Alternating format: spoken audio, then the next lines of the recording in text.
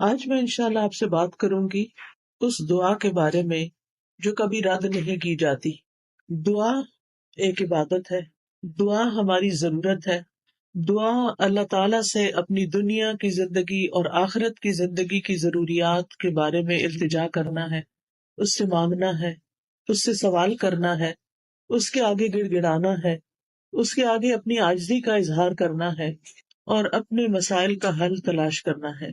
ہم سب جانتے ہیں کہ اس دنیا میں ہم آزمانے کے لیے بھیجے گئے ہیں۔ ہم سب پر آزمائشیں آتی ہیں، ہم سب کے امتحان ہوتے ہیں۔ کوئی بیمار ہو جاتا ہے، کوئی بچوں کی طرف سے پریشان ہوتا ہے، کوئی بچوں کی شادی کے مسئلے میں پریشان ہوتا ہے، کچھ انہونی قسم کی بیماریوں کا شکار ہوتا ہے، کوئی ذہنی مسائل کا شکار ہوتا ہے، کوئی مالی مسائل کا شکار ہوتا ہے، کوئی دنیا کے حالات کے بارے میں پریشان ہوتا ہے، اور یہ ہم سب ایکسپیرئنس کر رہے ہیں۔ اور بعض اوقات تو مسائل کا ایک تانتا ہوتا ہے، ایک مسئلہ ختم نہیں ہوتا کہ ایک اور مسئلہ شروع ہو جاتا ہے، اور انسان اس دنیا میں ان پریشانیوں کی وجہ سے گھبرا اٹھتا ہے۔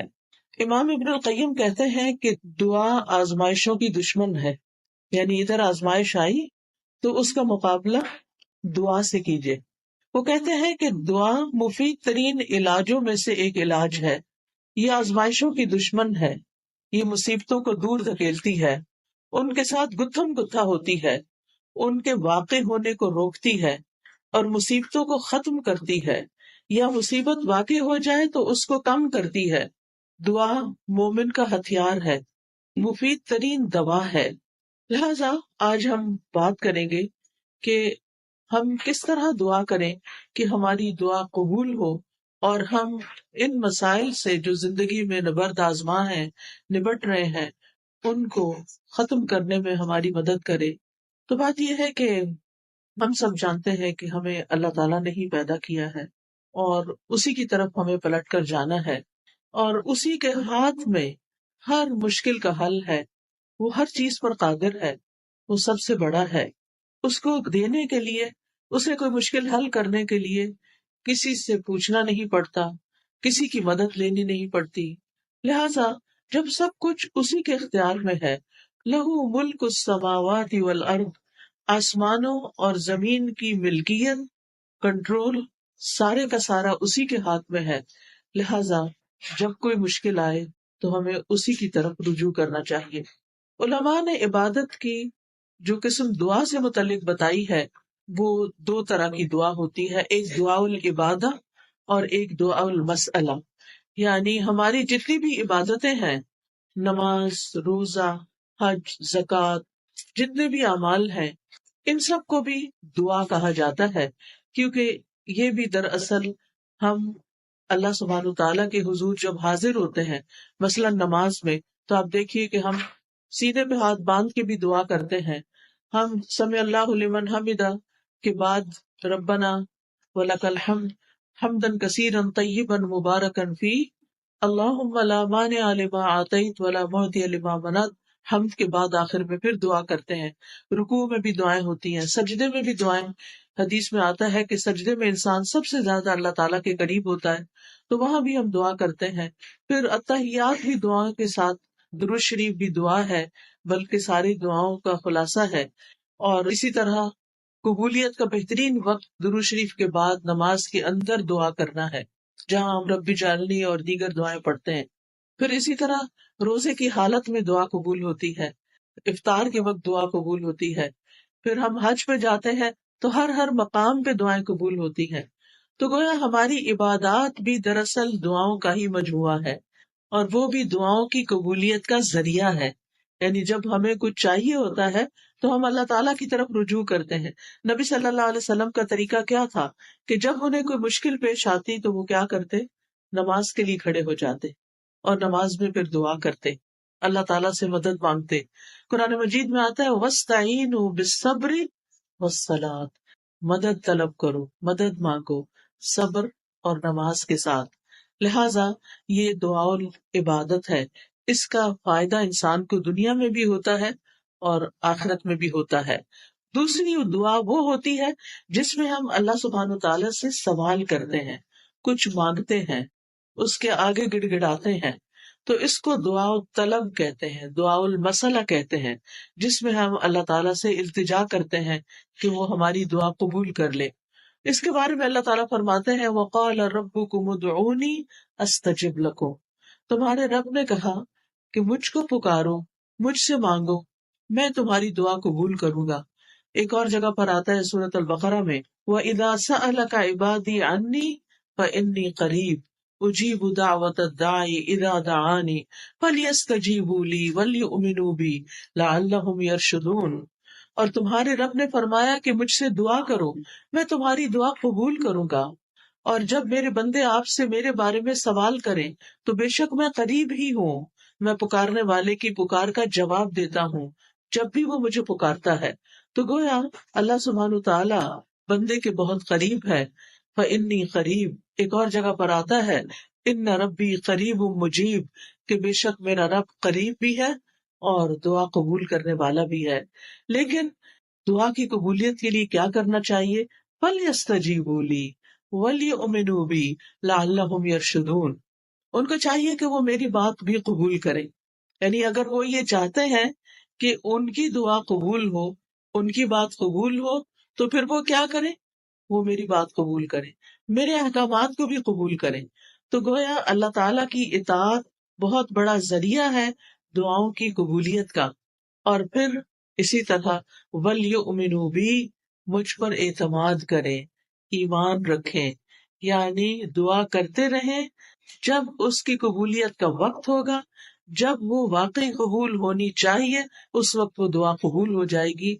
اس لیے مایوس نہ ہو، اعتماد رکھیں، ایمان رکھیں، یقین رکھیں، لعلہم یرشدون، تاکہ وہ بھلائی پائیں، ہدایت پائیں۔ کیونکہ رشد جو ہوتی ہے، رشد اس میں ہدایت بھی ہوتی ہے اور بھلائی کے معنوں میں ہوتی ہے۔ یعنی انسان کی عقل کی دو قسمیں ہوتی ہیں، ایک وہ ہوتی ہے جس کے ذریعے انسان چیزوں کو سمجھتا ہے، اچھے برے کا فرق پہچانتا ہے، اور ایک ہدایت کی قسم رشد کہلاتی ہے، جس میں انسان اچھے برے کا فرق جان کر پھر بھلائی تک پہنچ جاتا ہے، خیر تک پہنچ جاتا ہے۔ اس لیے رب سے دعا کرتے رہنا چاہیے۔ اسی لیے ابراہیم علیہ السلام نے جب دعائیں کی تھی تو آخر میں فرمایا تھا ان ربی لسمیع الدعاء، بے شک میرا رب تو ضرور دعاؤں کا سننے والا ہے، یعنی وہ تو لازماً دعائیں سنتا ہے۔ اور السمیع کا لفظ، اس کا یہ مطلب نہیں کہ وہ صرف سن لیتا ہے اور بس بات ختم، نہیں، اس کا مطلب یہ ہے کہ جیسے ہم رکوع سے سر اٹھاتے ہیں تو کہتے ہیں سمع اللہ لمن حمدہ، کہ جو اللہ کی تعریف کرتا ہے اللہ تعالیٰ اس کی حمد کو سنتا ہے، بلکہ مطلب یہ ہے کہ اس کی حمد کو قبول بھی کرتا ہے، دعاؤں کو قبول بھی کرتا ہے۔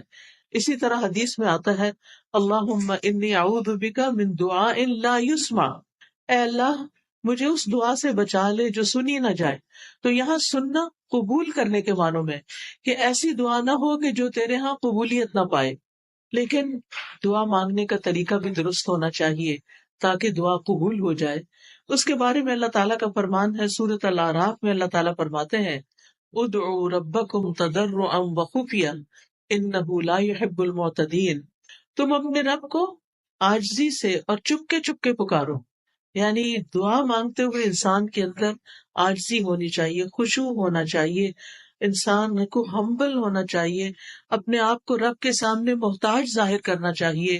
اور پھر فرمایا وَلَا تُفْسِدُوا فِي الْأَرْضِ بَعْدَ إِصْلَاحِهَا، دعاؤں کی قبولیت چاہتے ہو تو آہوزاری سے پکارو، چپ کے پکارو، اللہ تعالیٰ حد سے بڑھنے والوں کو پسند نہیں کرتا، اور تم زمین میں اس کی اصلاح کے بعد فساد نہ کرو، یعنی زمین میں مطیع اور فرما بردار بن کے رہو، بگاڑ پیدا نہ کرو۔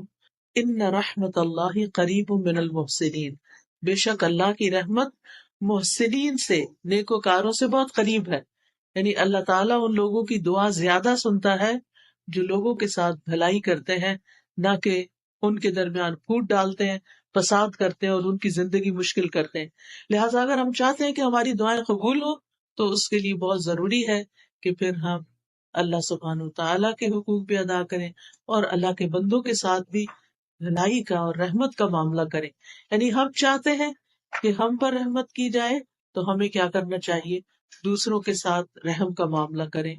کہتے ہیں نا ارحموا من فی الارض یرحمکم من فی السماء، تم اس پر رحم کرو جو زمین میں ہے تو تم پر وہ رحم فرمائے گا جو آسمان میں ہے، یعنی اللہ سبحانہ وتعالیٰ تم پر اپنی رحمت فرمائے گا۔ تو اس سے یہ پتہ چلتا ہے کہ دعا مانگنے کے وقت انسان کا طریقہ کیا ہونا چاہیے۔ سب سے پہلے کہ گڑ گڑا کے پوری توجہ سے رو کے اللہ سبحانہ وتعالیٰ کے آگے فریادیں کر کے، لیکن حد سے نہ بڑھا جائے۔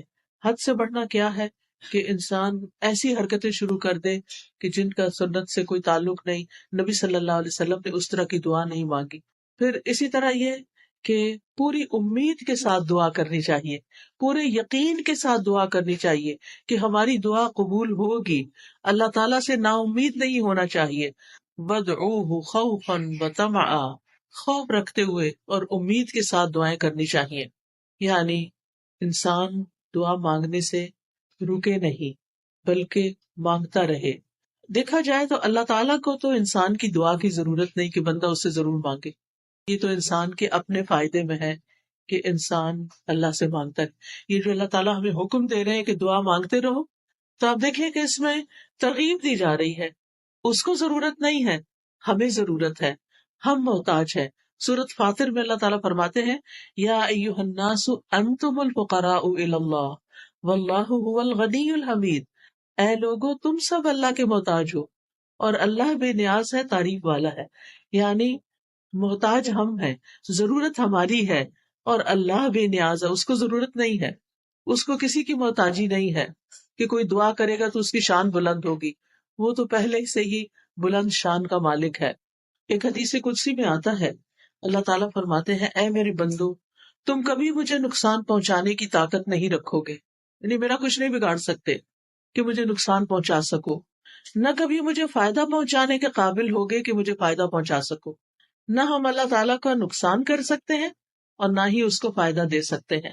اسی لیے ایک اور حدیث میں آتا ہے اے میرے بندو، اگر تمہارے پہلے والے اور تمہارے بعد والے اور تمہارے انسان اور تمہارے جن سب مل کر تم میں سے ایک انتہائی متقی انسان کے دل کی طرح ہو جائیں تو اس سے میری بادشاہت میں کوئی اضافہ نہیں ہوگا۔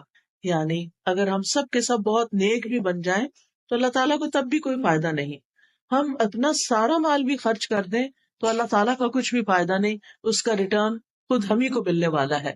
تو بات یہ ہے کہ دعا انسان ہی کو فائدہ دیتی ہے، لہذا دعا مانگتے رہنا چاہیے، کیونکہ دعا ایک عبادت ہے۔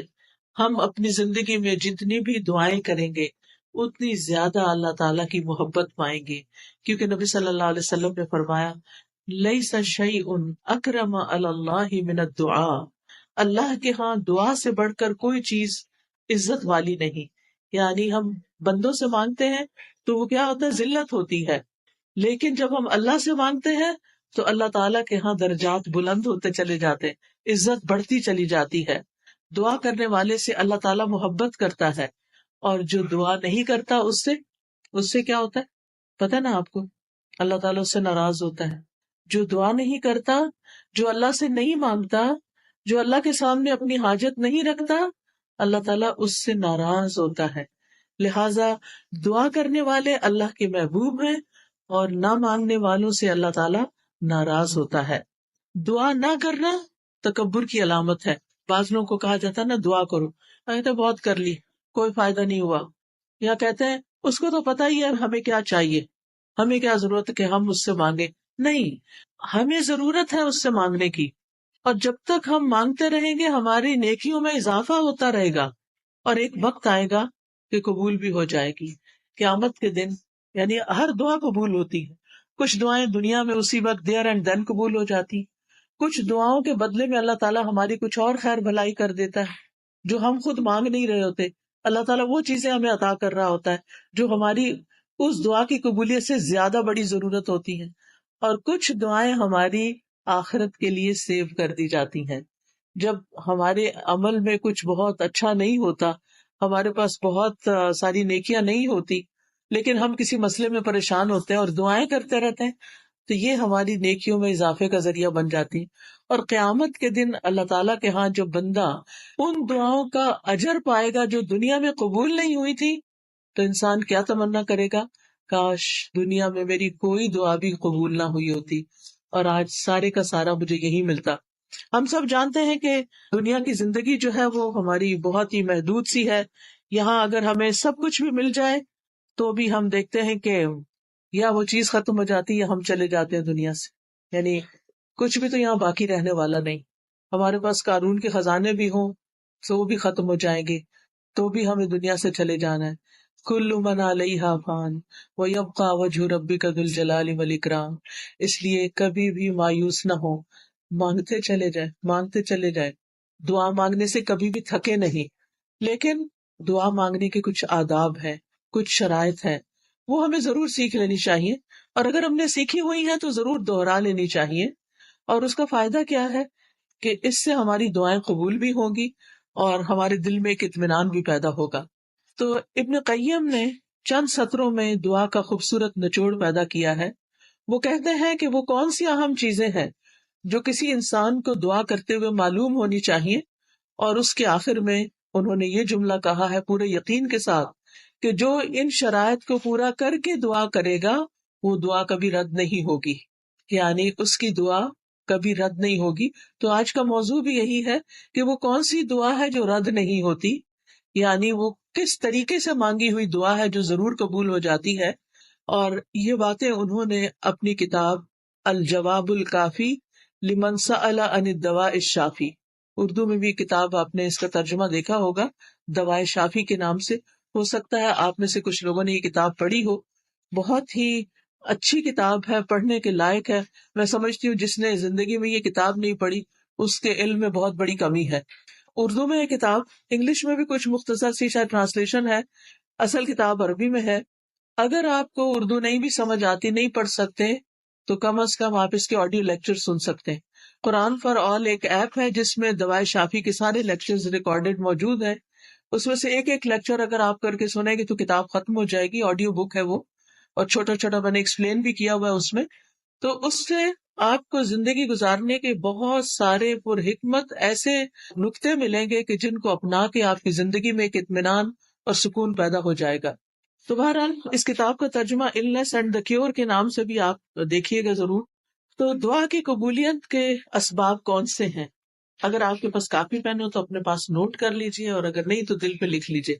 سب سے پہلی چیز دل کا حاضر ہونا, یعنی دعا کی قبولیت کے لیے سب سے اہم ترین چیز کیا ہے کہ دل کی حضوری کے ساتھ دعا کی جائے. یعنی مقصد کو حاصل کرنے کے لیے مقصد کو پہلے اچھی طرح سمجھ لینا چاہیے کہ مانگنا کیا ہے. پھر مانگنے کے لیے الفاظ کیا ہونے چاہیے, کیونکہ آپ دیکھیے جتنے اچھے الفاظ سے آپ مانگتے ہیں نا, اور جتنے پیار سے مانگتے ہیں, جتنی عاجزی سے مانگتے ہیں, تو جو آپ مانگتے ہیں وہ آپ کو مل جاتا ہے.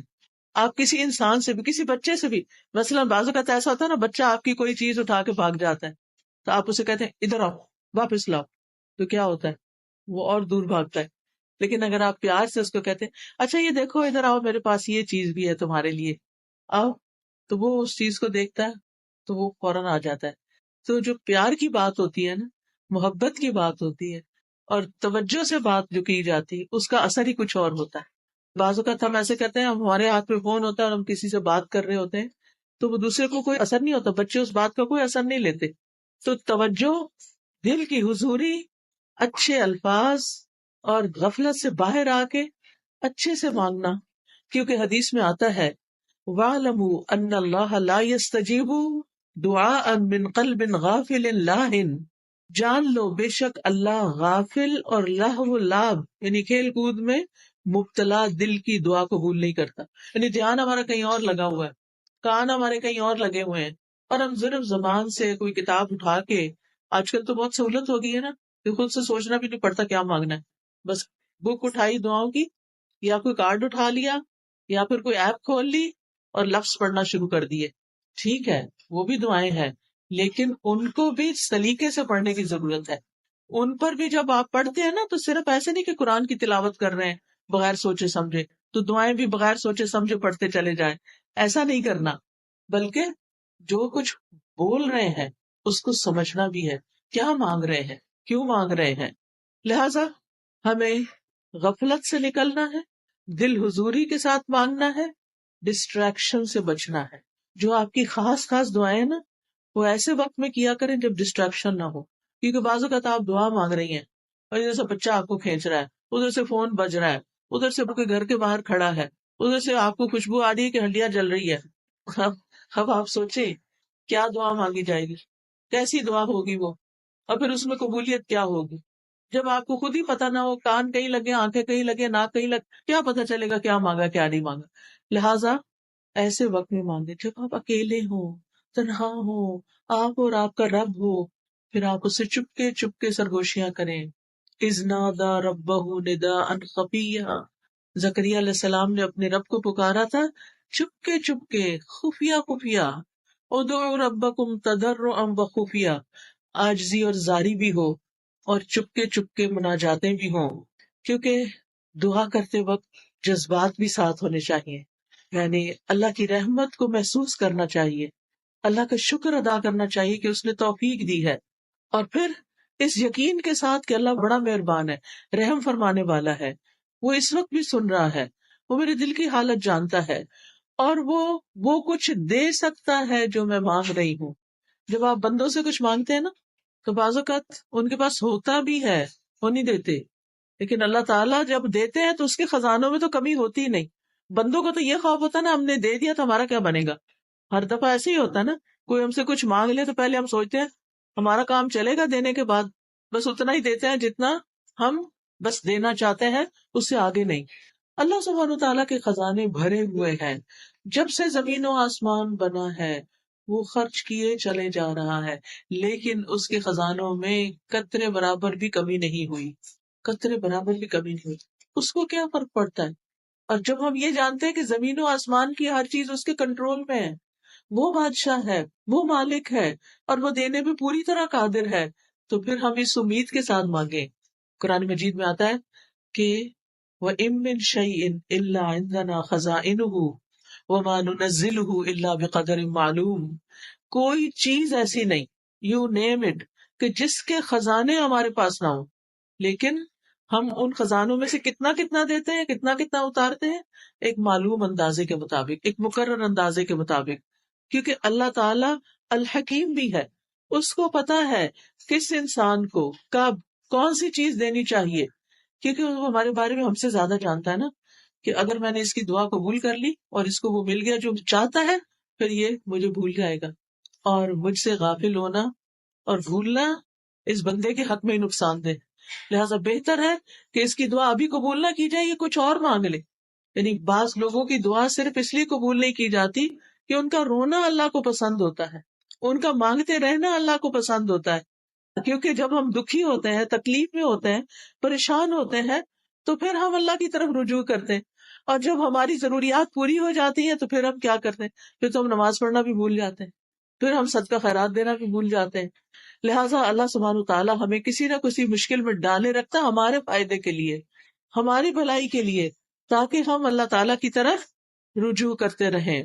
نبی صلی اللہ علیہ وسلم نے فرمایا ادعوا اللہ وانتم موقنون بالاجابہ, تم اللہ سے مانگو اس یقین کے ساتھ کہ تمہاری دعا ضرور قبول کی جائے گی, پورا یقین ہو. لہٰذا جب آپ کو یقین آئے گا نا تو غفلت بھی دور ہو جائے گی, دعا میں دل حاضر رہے گا, اور آپ اس طرح دعا کی قبولیت کی پہلی شرط پوری کر دیں گے. دوسری چیز جو ہے وہ ڈسٹریکشن ہے. ڈسٹریکشن کا مطلب یہ ہے کہ انسان کبھی کہیں دیکھے, کبھی کہیں دیکھے, کبھی کچھ سوچے, اور جو مانگ رہا ہے اس کی خبر نہ ہو اس کو. تو ہمیں سمجھ کر دعا کرنی, سمجھ کر, یعنی یہ دوسرا اہم نقطہ ہے, حاضر دل کے ساتھ اور سمجھ کر. کیونکہ اگر پتہ ہی نہیں مانگ کے آ رہے ہیں تو پھر کیا فائدہ.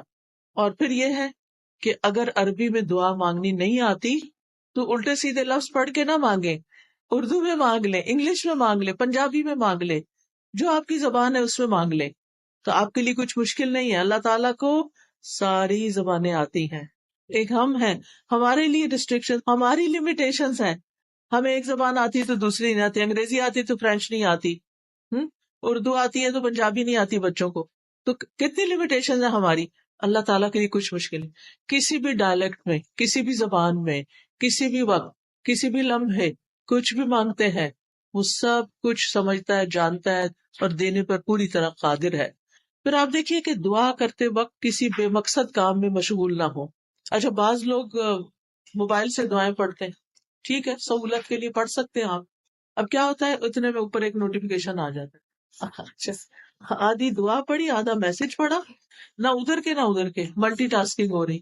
دنیا کے کاموں میں تو ملٹی ٹاسکنگ آپ کر سکتے ہیں، لیکن اللہ تعالیٰ کے ہاں تو بس ایک وہ ہے، اس کو ایک مانتے ہوئے بس وہ اس میں بھی یہ بھی شریک کرنا پسند نہیں کرتا کہ جب ہم اس سے بات کر رہے ہو تو ہم اوروں کے بارے میں سوچ رہے ہو، یا اس سے بات کر رہے ہو تو بیچ میں کسی اور سے باتیں شروع کر دیں، اس کو یہ پسند نہیں ہے۔ لہٰذا ہمیں ڈسٹریکشن سے بچنا ہے۔ بعض اوقات یہ ہوتا ہے کہ کوئی چیز ہمارے انگوٹھی وغیرہ ہاتھ میں ہوتی ہے تو کچھ لوگ کیا کرتے ہیں، دعا مانگتے اس سے کھیلنا شروع کر دیتے ہیں، کوئی بٹن کھول بند شروع کر دیتا ہے، کچھ اور کرنے لگتے ہیں۔ ان ساری چیزوں سے بچنا ہے۔ اس وقت کپڑے نہیں سنوارنے، کوئی اور کچھ نہیں، کھجانا شجانا بھی نہیں، اگر کھجانا ہے پہلے کھجا لیں اور پھر اس کے بعد دعا کرنی شروع کریں۔ یعنی 100% آپ کی توجہ دعا کی طرف ہونی چاہیے۔ ہمارے اسلاف میں سے کسی نے ایک شخص کو دیکھا کہ دعا کر رہا تھا اور ساتھ کنکریوں سے کھیل رہا تھا۔ انہوں نے کہا یہ کنکریاں پھینک دو اور اپنی دعا پہ توجہ کرو، دعا کرتے ہوئے تمہارا دل اور اعضاء سارے پورا جسم اس طرف متوجہ ہونا چاہیے۔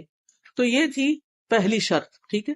دوسری شرط یا دوسرا نقطہ یا دوسرا ادب کیا ہے، قبولیت کے 6 اوقات میں سے کسی وقت میں دعا کرنا۔ اب قبولیت کے 6 اوقات کون سے، میں ابھی آپ کو بتاتی ہوں۔ یہ 6 اوقات ایسے ہیں جن میں دعا قبول ہو جاتی ہے اور کبھی رد نہیں ہوتی۔ لہٰذا دل کو حاضر رکھنے کے ساتھ ساتھ دوسری چیز وقت کا انتخاب ہے کہ کس وقت آپ مانگیں، کون سا زیادہ سوٹیبل ٹائم ہے۔ تو ان میں سے سب سے پہلے رات کا آخری تہائی حصہ، 1/3 of last part of the night. اب وہ کیا ہے، جیسے آپ کے موبائل پہ وہ ٹائمنگز ہوتے ہیں نا صلاۃ کے، تو وہ آ جاتا ہے تہجد کا وقت آ جاتا ہے، آج کل شاید 1:30 ہے یا کچھ اس طرح، تو وہ لاسٹ پارٹ آف نائٹ ہوتا ہے، جو تیسرا حصہ آخری حصہ ہوتا ہے رات کا، فجر کی اذان سے پہلے، آپ سمجھے 1.5-2 گھنٹے پہلے۔ اب اس وقت میں آپ اللہ تعالیٰ سے دعا کریں گے، جو کہ تہجد کا وقت ہوتا ہے، سب سو رہے ہوتے ہیں، فون کالز کرنے والے بھی سو رہے ہیں، آنے جانے والے بھی سو رہے ہیں، گھر والے بھی سو رہے ہیں، بچے بھی سو رہے ہیں، سبھی سو رہے ہیں۔ اب آپ کا رب جاگ رہا ہے، لہٰذا جب آپ کی آنکھ کھلے تو آپ اپنے رب کو پکاریں، چاہے آپ بستر میں لیٹے ہوئے پکاریں، منع نہیں ہے لیٹ کے دعا کرنا، آپ لیٹ کے بھی دعا کر سکتے ہیں۔ اس وقت کوئی آپ کو دیکھ نہیں رہا ہوگا، آپ اللہ کے آگے رو سکتے ہیں، آپ اپنی التجائیں فریادیں کر سکتے ہیں۔ اگر کوئی ساتھ سویا ہوا ہے تو پھر زور سے نہیں بولیے، دل دل میں بولیے، کیونکہ اللہ تعالیٰ نے اجازت دی ہے کہ ادعوا ربکم تضرعا وخفیہ، خفیہ خفیہ، چپکے چپکے، وسپرنگ میں، دل ہی دل میں اللہ کے ساتھ فریادیں کرنا شروع کر دیں، اور یہ دل کی حضوری کا بہترین وقت ہے۔ حدیث میں آتا ہے ہمارا رب تبارک و تعالی ہر رات آسمانی دنیا پہ نزول فرماتا ہے، جب رات کا آخری تہائی حصہ باقی رہ جاتا ہے اور وہ آواز دیتا ہے کوئی جو مجھ سے دعا کرے تو میں اسے قبول کر لوں۔ اللہ تعالیٰ خود پکار رہے ہیں، مانگو مجھ سے، ہے کوئی جو مجھ سے مانگے تو میں اسے عطا کر دوں، ہے کوئی جو مجھ سے بخشش طلب کرے تو میں اس کو معاف کر دوں، اور یہ ہر رات ہوتا ہے، ایوری نائٹ۔ لہٰذا اس وقت سے فائدہ اٹھانا چاہیے۔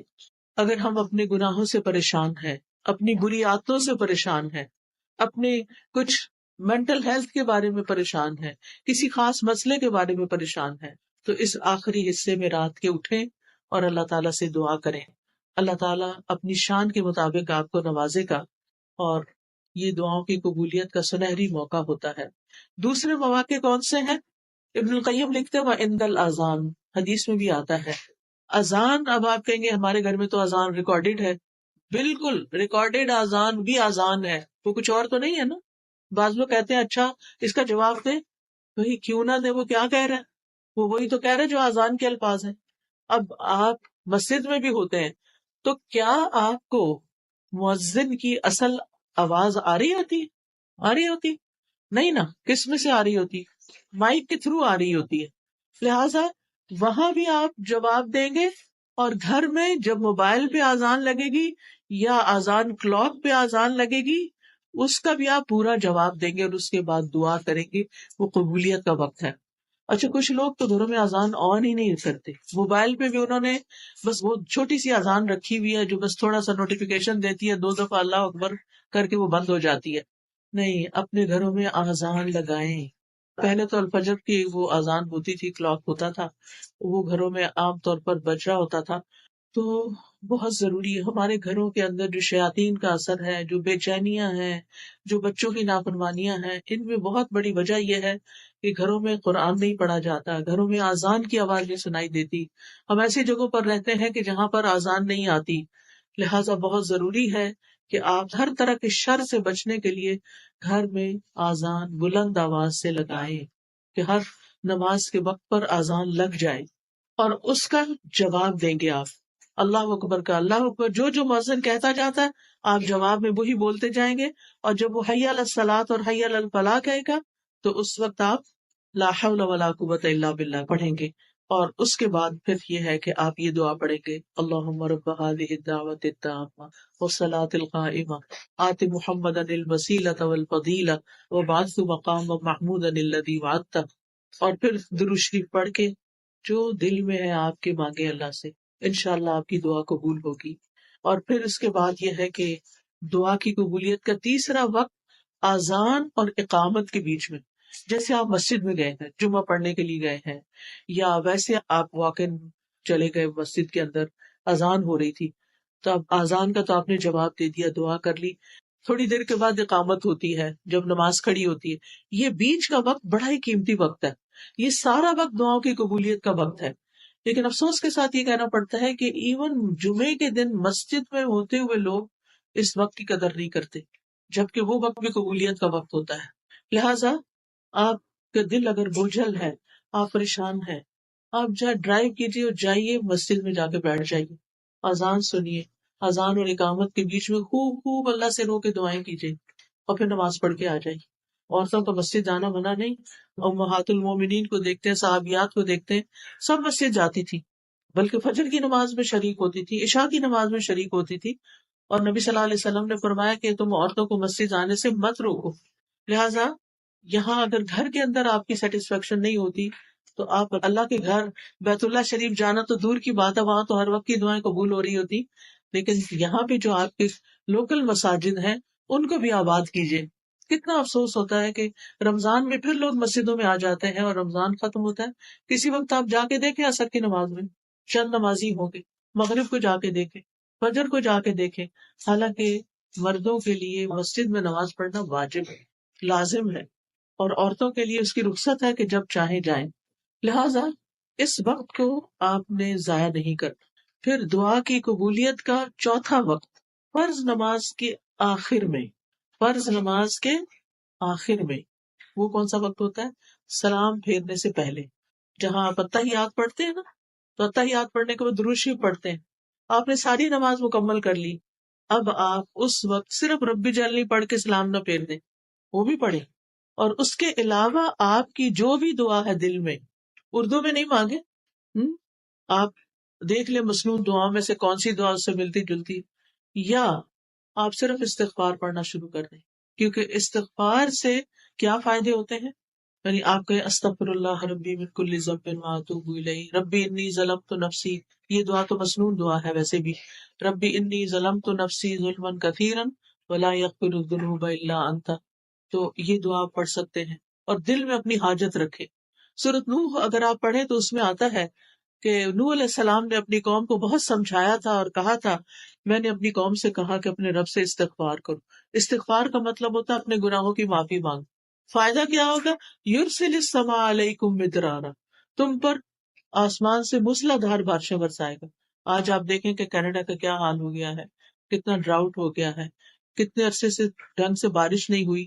ہم اس کو فار گرانٹیڈ لیتے ہیں کیونکہ ہر تھوڑے دن بعد بارش، ہر تھوڑے دن کبھی سنو ہو رہی ہے، کبھی بارش ہو رہی، ہم سمجھتے تھے یہ ہمارا حق ہے، لیکن اب آپ دیکھیں مہینہ ہوا ہے مجھے واپس آئے ہوئے اور مسلسل دھوپ نکل رہی ہے یا بادل آ رہے ہیں، ہلکی پھلکی پھوار پڑتی ہے اور بات ختم ہو جاتی ہے۔ کتنی جگہوں پر آگ لگی ہوئی ہے اور اس کی پولوشن یہاں تک، اس کا دھواں اسموک یہاں تک آ رہا ہے اور لوگوں کے گلے خراب ہو رہے ہیں۔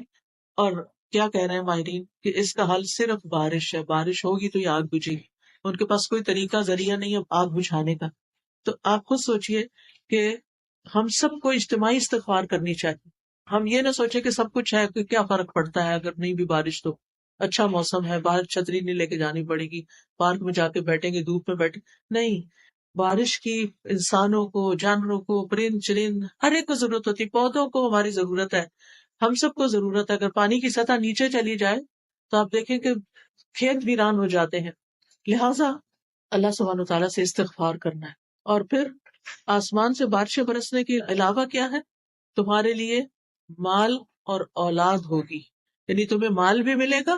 اگر کسی کو اپنے فائنینشیل پرابلمس ہیں وہ بھی کثرت سے استغفار پڑے.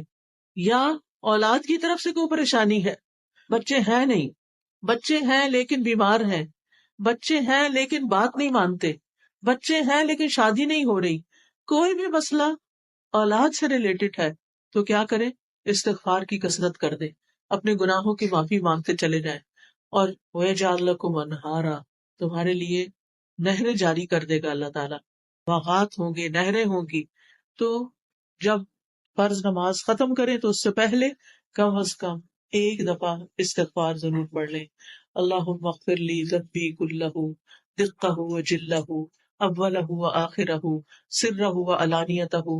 یہ ایک استغفار کی دعاؤں کا کارڈ بھی ہے. اس میں آپ دیکھیں کہ بہت سی استغفارات کے ورژنز ہیں جن کو آپ تہجد کے وقت بھی پڑھ سکتے ہیں اور اس کے علاوہ بھی یاد کر سکتے ہیں.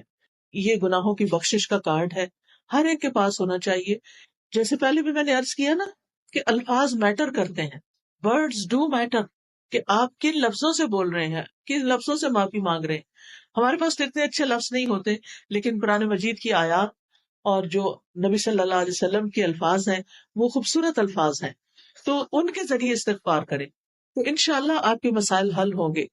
اب یہ جو سلام پھیرنے سے پہلے کا وقت ہے یہ بہت قیمتی وقت ہے، کیونکہ آپ نے وضو کیا، قبلے کی طرف رخ کیا، اللہ اکبر کہہ کے اللہ کی بڑائی بیان کی، ہاتھ باندھ کے اس کے سامنے کھڑے رہے، اللہ کے کلام کی تلاوت کی، آپ نے رکوع کیا، آپ نے اللہ کی حمد بیان کی، آپ نے سجدہ کیا، آپ اتحیات میں بیٹھے، اور پھر آپ نے ایک رکعت پڑھی، 2 رکعت پڑھی، 3 پڑھی، 4 پڑھی، اور اب آپ تشہد میں بیٹھے ہوئے ہیں.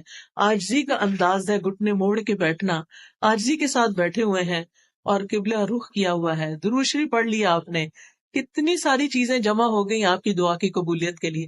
لیکن عام طور پر لوگوں کو پتہ ہی نہیں ہوتا کہ یہ دعا کی قبولیت کا وقت ہے، لہٰذا وہ جلدی سے ربی جلدی بے سوچے سمجھے پڑھ کے سلام پھیر دیتے ہیں اور ایک موقع گنوا دیتے ہیں. لہٰذا اگر مثال کے طور پر آپ بیمار ہیں تو آپ اللہ تعالیٰ سے دعا کر سکتے ہیں، اللہم اشفنی، اللہم اشفنی، اے اللہ مجھے شفا دے دے، اے اللہ مجھے شفا دے دے.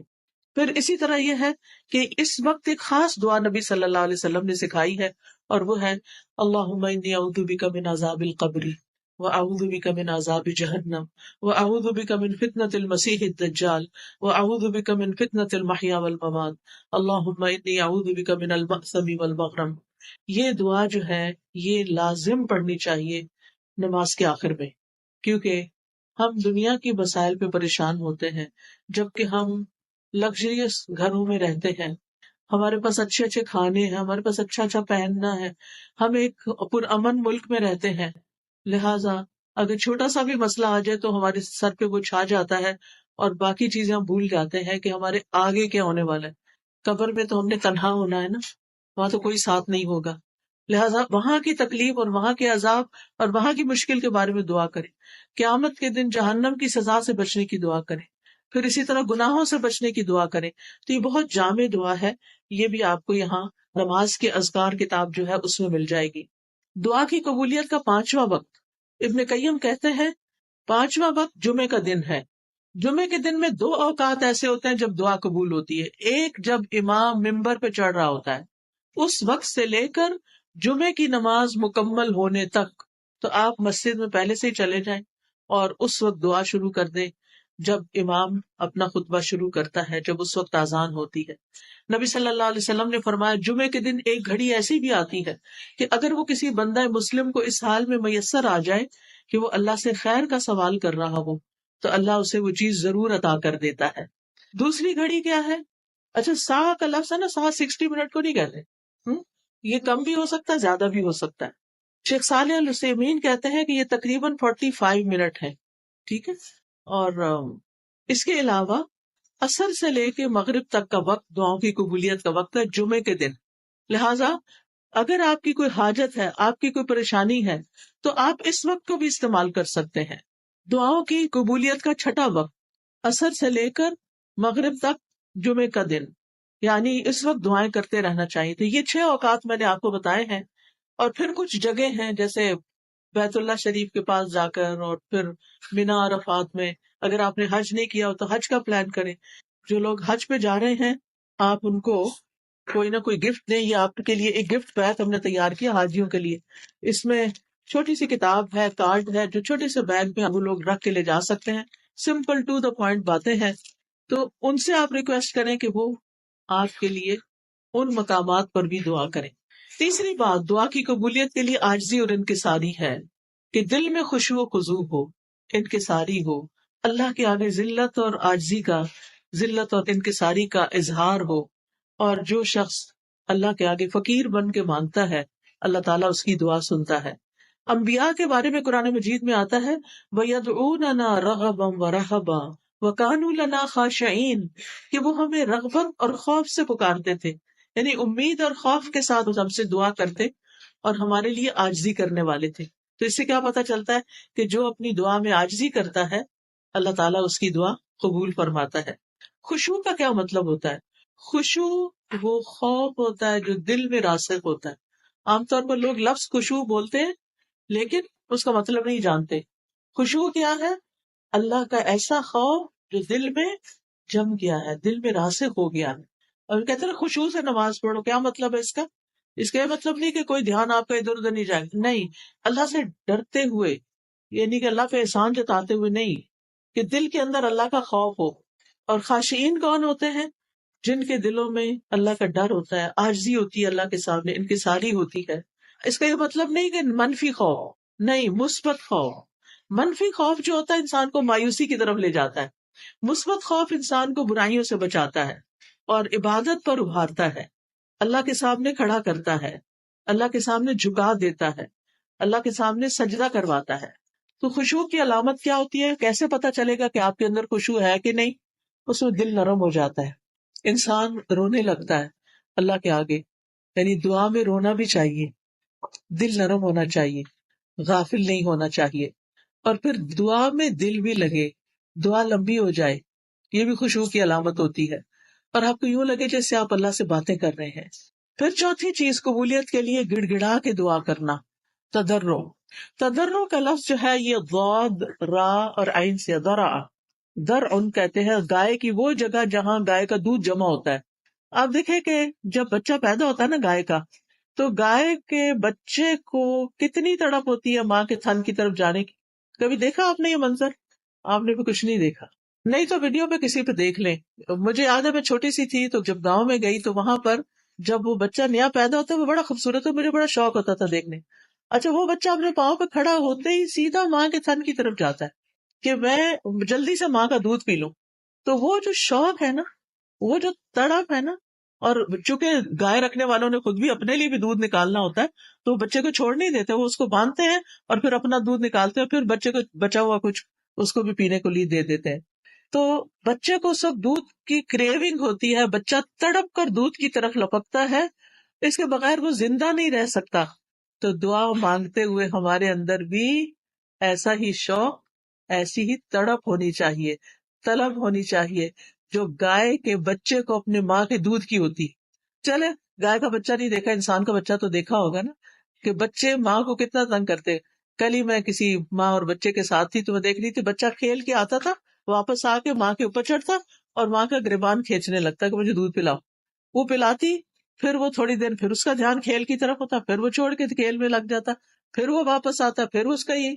تو یہ جو شوق ہے نا کہ پلٹ پلٹ کے اللہ کی طرف جانا کہ اللہ تعالیٰ آپ ہماری دعا قبول کر لیں، بس آپ نہیں دینا ہے، آپ نہیں کرنا ہے. تو یہ تڑپ بڑی ضروری ہے کیونکہ انسان اللہ کے بغیر تو زندہ نہیں رہ سکتا نا، وہ تو پھر لاشا ہے جو ایک چلتا پھرتا ہے. اصل چیز کیا ہے کہ انسان اللہ سبحانہ وتعالیٰ کے ساتھ یعنی ایک تعلق رکھے، ایک آہوزاری رکھے. اور پھر آپ دیکھتے ہیں کہ جن بچڑوں کی مائیں مر جاتی نا گائے، تو بچڑے زندہ بھی نہیں رہتے، ہم؟ یعنی اللہ سبحانہ تعالیٰ کے ساتھ تعلق کے بغیر، اس کی محبت کے بغیر، اس کے خوف کے بغیر ہماری زندگی نہیں ہے. ہم زندہ لوگوں میں سے نہیں، ہم جی رہے ہیں، بس کھا رہے ہیں، پی رہے ہیں، چل رہے ہیں، پھر رہے ہیں، لیکن دل مردہ ہے، دل میں کوئی خوشی نہیں ہے، دل میں جینے کی کوئی امنگ نہیں ہے. اسی لیے آپ دیکھیں کہ جو مایوس لوگ ہوتے ہیں وہ خودکشی کرنا چاہتے ہیں، وہ زندہ ہی نہیں رہنا چاہتے. تو دعا جو ہے وہ انسان کو مایوسی سے بچاتی ہے، ڈپریشن میں جانے سے بچاتی ہے.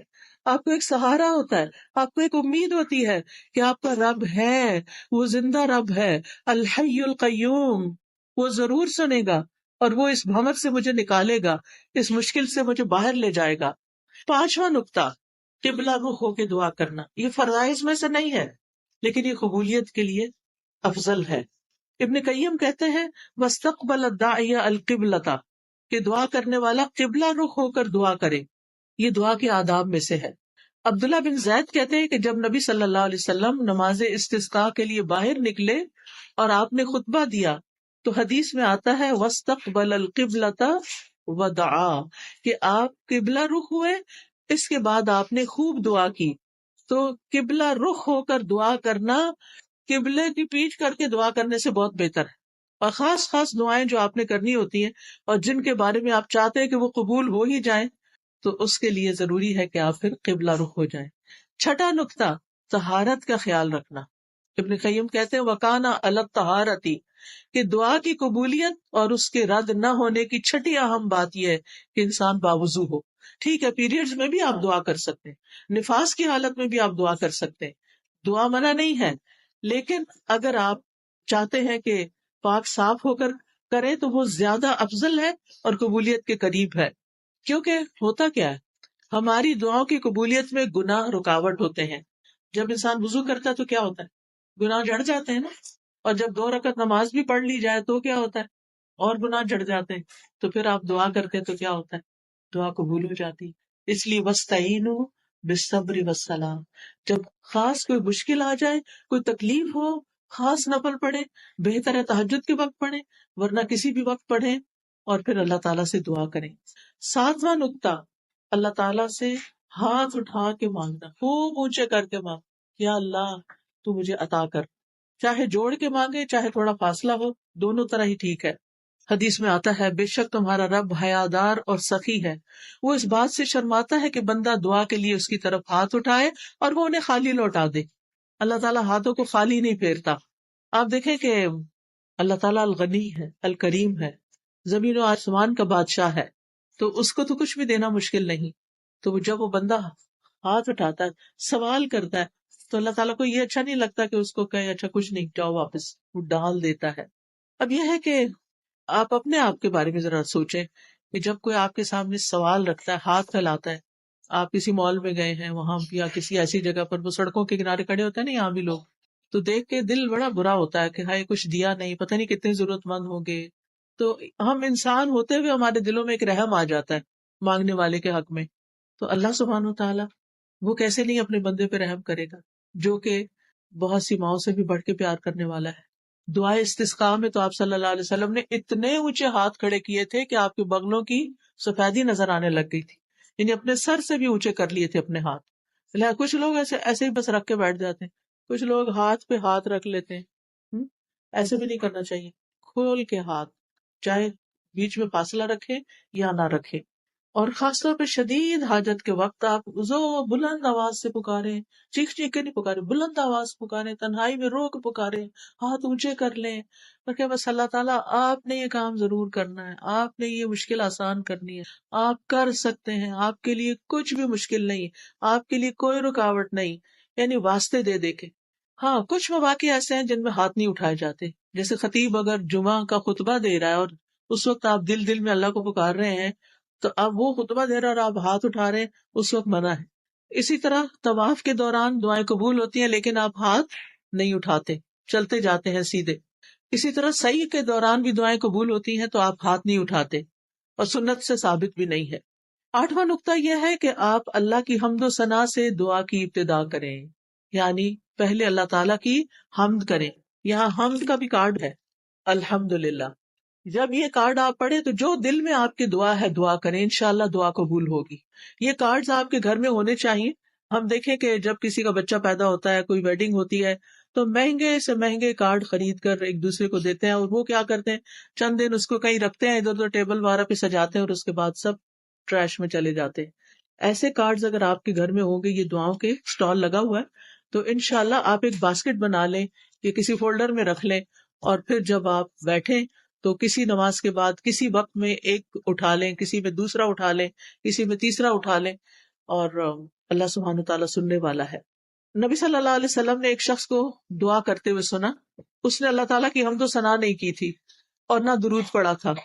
آپ نے فرمایا اس نے جلدی کی. اور کسی دوسرے سے فرمایا جب تم میں سے کوئی نماز پڑھے تو پہلے اپنے رب کی حمد و ثنا بیان کرے پھر درود پڑھے. اس لیے کھڑے ہو کے ہم پہلے کیا کرتے ہیں، حمد و ثنا بیان کرتے ہیں، اور آخر میں اتحیات میں ہم درود شریف کے بعد پھر دعا کر لیتے ہیں. اور پھر اس کے بھی اچھے اچھے خوبصورت الفاظ ہیں. اس وقت کیونکہ ٹائم کم ہے تو میں اس وقت پڑھ کے سنا نہیں سکتی، لہٰذا آپ اللہ تعالیٰ کی حمد و ثنا کے خوبصورت الفاظ جو اس کارڈ میں آپ کو ملیں گے وہ بول کر درود شریف پڑھ کے آپ دعا کر سکتے ہیں. پھر نماز کے آخر میں تسلیم سے پہلے دعا قبول ہوتی ہے. ٹھیک ہے، اس کا میں نے ابھی تھوڑی دیر پہلے آپ کو تفصیل بتا دی ہے. پھر رکوع اور سجود میں دعائیں قبول ہوتی ہیں. سجدے میں دعا کریں، اور اگر آپ کو کچھ نہیں آتا، کوئی دعائیں نہیں آتی عربی کی، تو آپ اللہم اغفر لی پڑھنا شروع کریں. اللہم اغفر لی ذنبی، یعنی اس کا مطلب کہ اللہ میرے گناہ معاف کر دے، کیونکہ جب گناہ معاف ہوں گے تو انشاءاللہ رکاوٹیں دور ہو جائیں گی. یا ہم کہتے ہیں نا کہ رکاوٹ ہو گئی یا بندش ہو گئی ہے، اس کے پیچھے کوئی گناہ ہے، پھر ہمیں سمجھ ہی نہیں آتی، ہمیں یاد ہی نہیں آتا ہمارا کون سا گناہ ہے. ہم کہتے پتہ نہیں کیا گناہ ہے. ہم اپنی نیکیوں کو یاد کرتے ہیں، گناہوں کو یاد نہیں کرتے. ٹھیک ہے، آپ نیکیوں کو بھی یاد رکھیں، لیکن آپ گناہوں کو ضرور یاد کریں کہ کہیں میں نے کسی کے حق تو نہیں مارا، کہیں کسی رشتے دار کی حق تلفی تو نہیں کی، کہیں کسی ضرورت مند کی میں نے تو ضرورت نہیں پھیر دی، کسی ضرورت مند کا مذاق تو نہیں اڑایا، کبھی کسی پہ باتیں تو نہیں بنائی، کبھی کسی بہن بھائی کو ضرورت ہوئی تو میں نے کان بند کر لیے اور اس کی مدد نہیں کی. یعنی بعض اوقات ایسا ہوتا ہے کہ ہم دوسروں سے خیر روک دیتے ہیں تو ہم سے بھی روک دی جاتی. حضرت اسماء رضی اللہ تعالیٰ عنہ کو نبی صلی اللہ علیہ وسلم فرماتا لا تو کی فیو کا علیہ کی، اپنے وہ جو ہوتی ہے چھوٹی سی پوٹلی، تو اس کی رسی باندھ کے نہ رکھو ورنہ تمہارے اوپر بھی باندھ دیا جائے گا. یعنی اس کو اپنے خزانے، پہلے زمانے میں پرس نہیں ہوا کرتے تھے اور ڈیزائنر کے تو بالکل بھی نہیں تھے، تو خواتین کپڑے کی تھیلیوں میں اپنے وہ دینار درہم رکھتی تھی، تو اس کے اوپر سے پھر کیا کرتی تھی تھیلی کو، اب بھی وہ بید وغیرہ دیتے ہیں نا تو تھوڑی چھوٹی چھوٹی پاؤچز میں بنا کے دے دیتے، تو اس کے اندر کا اس کو باندھ کے نہ رکھو، وہ کھلا رکھو، یعنی نکالتے رہو، دیتے رہو، کیونکہ دینے والے ہی پاتے ہیں، گیو اینڈ ٹیک. تو اللہ سبحانہ تعالیٰ پسند کرتا ہے، اس لیے صدقہ جو ہے وہ بھی دعا کی قبولیت میں بہت اہم کردار ادا کرتا ہے. پھر نواں نقطہ یہ ہے، حمد و ثنا کے بعد درود شریف پڑھنے سے دعا قبول ہوتی ہے، اور پھر استغفار، توبہ اور استغفار کر کے دعا قبول ہوتی ہے. اور اس میں ہم یہ جو سید الاستغفار ہے جو صبح شام ہم پڑھتے ہیں، تو اس میں ہم کہتے ہیں ابو لک بنعمتک علی و ابو بذنبی، اللہ میں آپ کی نعمتوں کا بھی اقرار کرتا ہوں اور اپنے گناہوں کا، تو دیتا ہے اور میں تیری نافرمانی کرتا ہوں. لہٰذا اس وقت پھر دعا قبول ہوتی. اور پھر دعا کی قبولیت کے لیے حرام سے بچنا بہت ضروری ہے، حرام کھانے پینے سے اور حرام اوڑھنے پہننے سے. اور پھر اپنے لباس میں بھی مہذب اسلامی لباس پہننا چاہیے. خاص طور پر خواتین کے لیے بہت ضروری ہے کہ وہ اپنے آپ کو ڈھکیں، کیونکہ اللہ تعالیٰ کو ڈھکنا پسند ہے. جب ہم بازار کی طرف، گھر میں ٹھیک ہے آپ جیسے بھی کپڑے پہنتے ہیں، لیکن اس میں بھی کچھ حدود کا خیال رکھنا چاہیے. اور نماز پڑھتے وقت آپ کو پتا ہے کہ پورا لباس ساتر ہونا چاہیے، بال بھی نہیں دکھنے چاہیے، کان بھی نہیں، گردن بھی نہیں، ٹخنے بھی نہیں. اب ہمارے دیسی کپڑوں میں بھی آپ دیکھیں کہ پجامے کی وجہ سے، ٹراؤزر کی وجہ سے، جب خواتین جب رکوع میں جاتے ہیں تو ٹخنے ننگے ہو جاتے ہیں، جب ٹخنے ننگے ہو جاتے ہیں نماز باطل ہو جاتی ہے. یا تو آپ بڑی چادر لے کے کریں، یا کوئی جراب پہنے، یا آپ شرٹ لمبی رکھیں، نماز کا ایسا کپڑا بنائیں کہ آپ اوپر سے نیچے تک ڈھک جائیں، ورنہ نماز قبول نہیں ہوگی. اگر نماز قبول نہیں ہوئی تو دعا کیسے قبول ہوگی؟ تو اس لیے یہ چھوٹی چھوٹی چیزیں جو ہیں، چھوٹی نہیں بڑی ہیں، ان کا بھی دھیان رکھنا ضروری ہے. کیونکہ ایک شخص پکارتا ہے تو اللہ تعالیٰ فرماتے ہیں کہ اس کی دعا کیسے قبول ہو، کہ اس کی غذا بھی حرام کی اور اس کا لباس بھی حرام کا. نہ کھانے میں وہ احتیاط کرتا ہے، بس حلال ہے حرام ہے کچھ بھی کھا لیتا ہے، اور اسی طرح لباس کا بھی اہتمام نہیں کرتا. تو اس کا اہتمام بھی ضروری ہے، کیونکہ دعا کی قبولیت میں لباس کا اہم کردار ہے.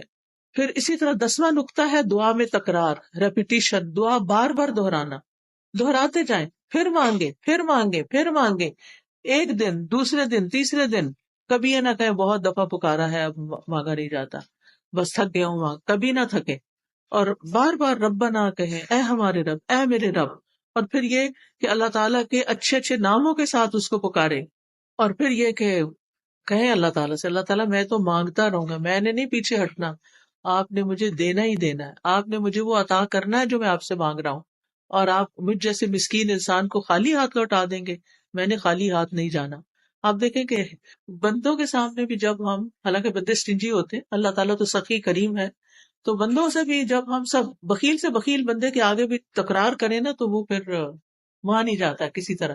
بعض اوقات ایسا ہوتا ہے نا کہ کوئی شخص پہلی دفعہ آپ سے مانگتا تھا، آپ کہتے میں نے نہیں دینا اس کو، یہ تو بس ہیبیچول ہے، اچھا پھر دوسری دفعہ کسی اور طریقے سے، تیسری دفعہ اپنے بچوں کو ہی دے گا، چوتھی دفعہ کسی اور طریقے سے مانگو، پھر آپ کہتے جاؤ سر سے اترو، لے جاؤ چلو، یعنی کہ نہیں، آپ کا ارادہ ہوتا ہے بالکل نہیں دینا اور پھر آپ دے چکتے، پھر آپ سوچتے اچھا نکلوا ہی لیا اس نے، تو اس کے اصرار کی وجہ سے، اگر وہ صرف ایک دفعہ کہتا دے دیں اور آپ نہیں دیتے تو کہاں دیا جاتا اس کو، وَلِلَّهِ الْمَثَلُ الْأَعْلَىٰ، اللہ کی شان تو بہت بلند ہے، لہٰذا اللہ تعالیٰ سے آپ تکرار کے ساتھ مانگیں، عاجزی اور بے بسی کے ساتھ۔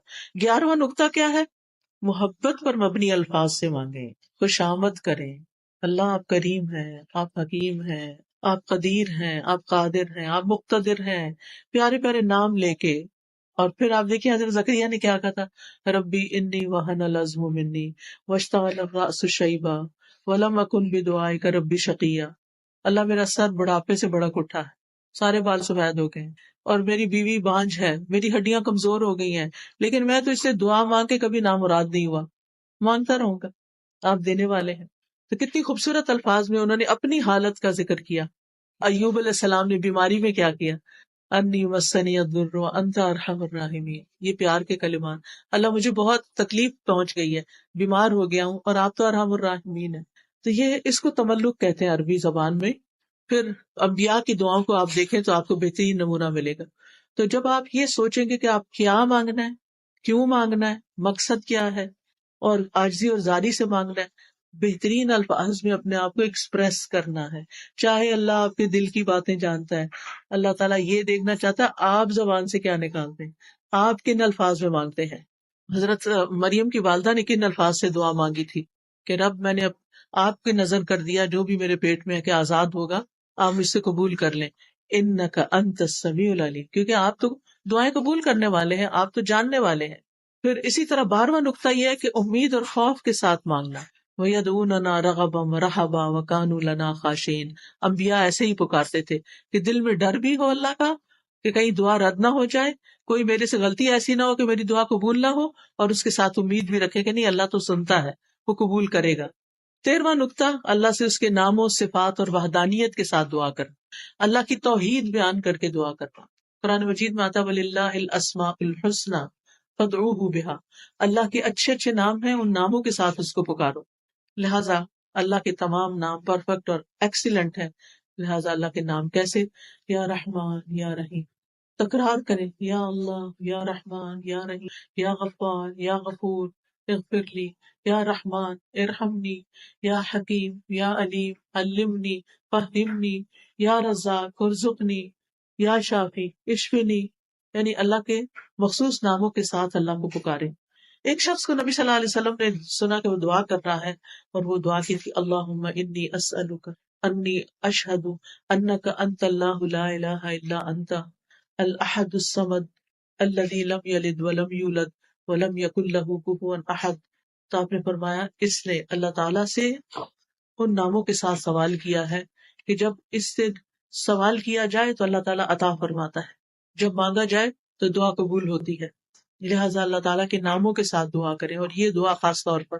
14واں نقطہ، دعا کے ساتھ صدقہ، صدقے کی وجہ سے دعا قبول ہوتی ہے، یعنی دعا کر لی آپ نے، جا کے صدقہ کریں، کوئی نیکی کریں، کسی کی خدمت کریں، کسی کے ساتھ احسان کا معاملہ کریں، کسی کی کوئی ضرورت پوری کریں، کیونکہ صدقہ اللہ کے غضب کو بجھاتا ہے، اور ہر روز کچھ نہ کچھ صدقہ کرنا چاہیے، ہمارے ہر جوڑ پہ ہر روز صدقہ واجب ہوتا ہے، اور اس کو ادا کرنے کے لیے جو بھی نیکیاں ہم کرتے ہیں، اللہ کا ذکر کرتے ہیں، سب کچھ وہ صدقہ ہوتا رہتا ہے.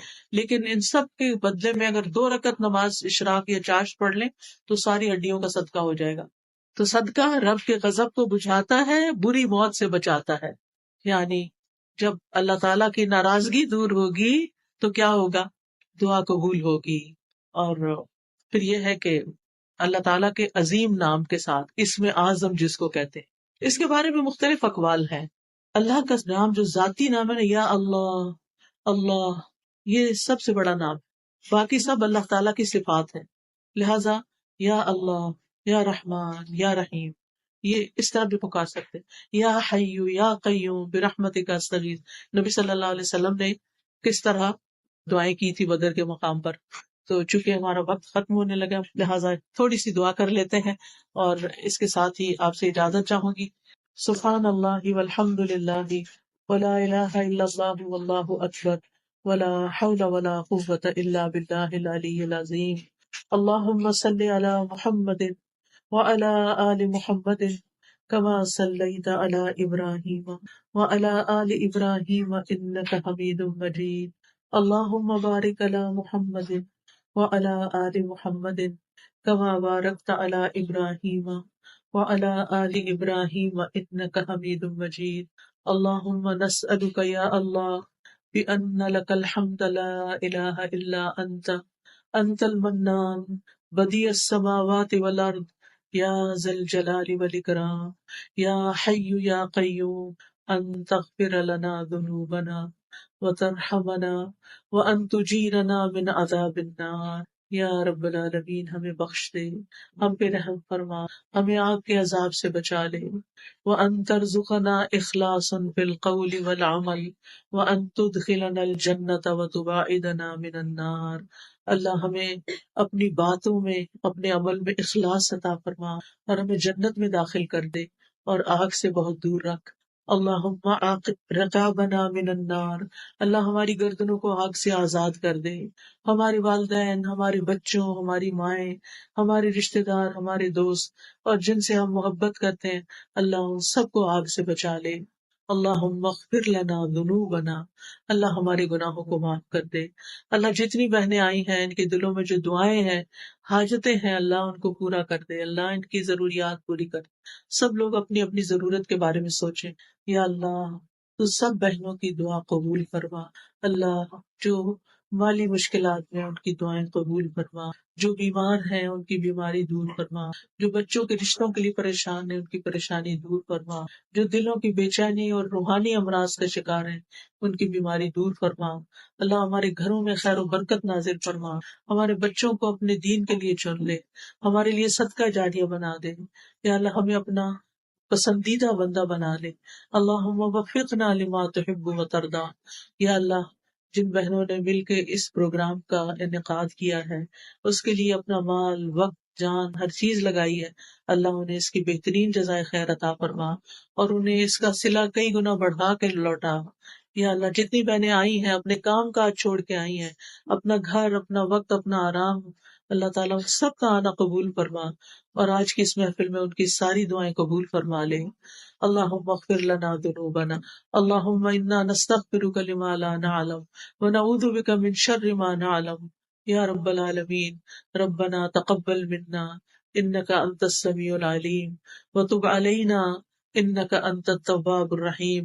سبحان ربک رب العزت عما یصفون وسلام علی المرسلین والحمد للہ رب العالمین.